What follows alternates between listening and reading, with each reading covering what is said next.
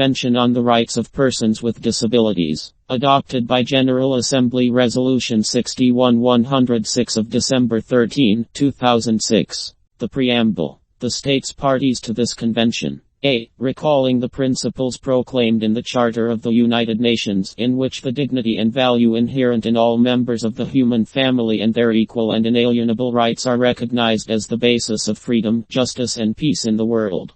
B. Recognizing that the United Nations has proclaimed and enshrined in the Universal Declaration of Human Rights and in the International Covenants on Human Rights that everyone has all the rights and freedoms set forth therein without distinction of any kind. C. Reaffirming the universality, indivisibility, interdependence and interconnectedness of all human rights and fundamental freedoms, as well as the need to guarantee the full use of disabled persons without discrimination.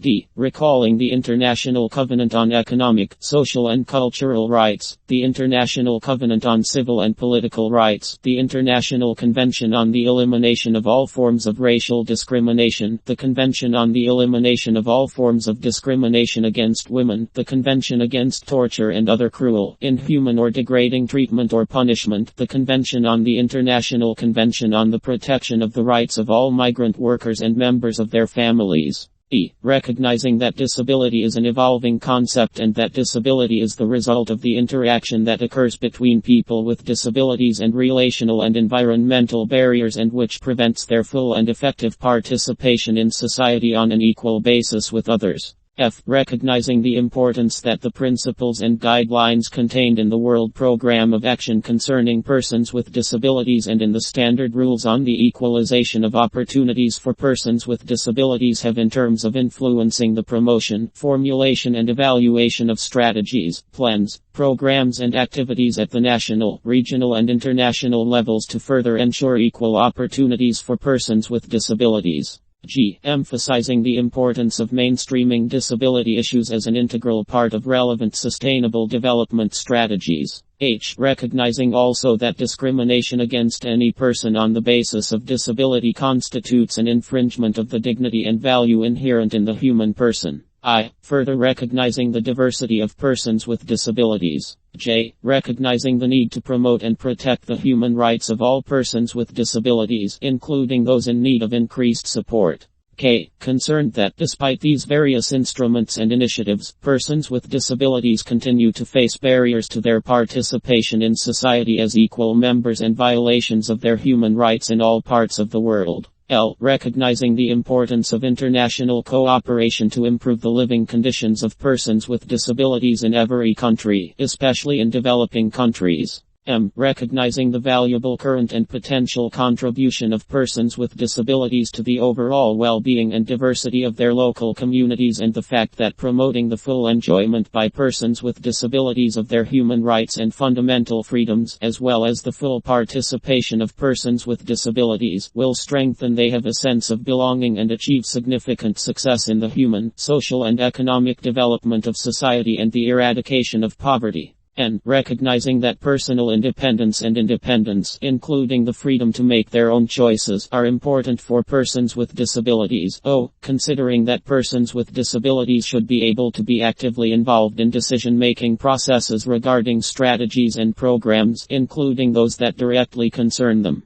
P. Concerned about the difficult conditions faced by persons with disabilities who are subject to multiple or aggravated forms of discrimination based on race, color, sex, language, religion, political or other beliefs, national, ethnic, aboriginal or social origin, property status, birth, age or other circumstances. Q. Recognizing that women with disabilities and girls with disabilities, both at home and outside, are often at greater risk of violence, injury or abuse, neglect, maltreatment or exploitation. R. Recognizing that children with disabilities should fully enjoy all human rights and fundamental freedoms on an equal basis with other children, and recalling in this regard the obligations undertaken by states parties to the Convention on the Rights of the Child. S. Emphasizing the need to integrate a gender perspective in all efforts to promote the full enjoyment of human rights and fundamental freedoms by persons with disabilities. T. Emphasizing the fact that the majority of persons with disabilities live in poverty, and recognizing in this regard the urgent need to address the negative impact of poverty on persons with disabilities.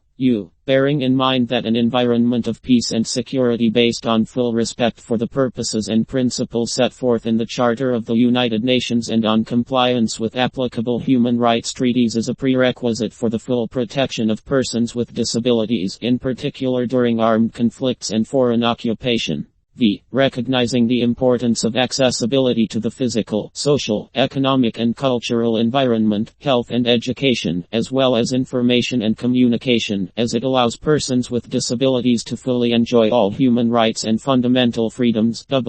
Taking into account that each individual, having responsibilities towards other people and the collective to which he belongs, must strive to promote and respect the rights recognized in the International Bill of Human Rights.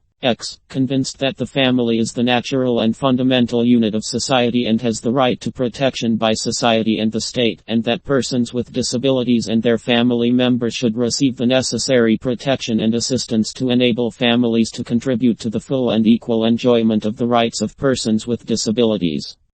Convinced that a comprehensive and unified international convention on the promotion and protection of the rights and dignity of persons with disabilities will make an important contribution to overcoming the deeply disadvantaged social situation of persons with disabilities and to increasing their participation in civil, political, economic, social and cultural life with equal opportunities, both in developed and developing countries. Agreed on the following.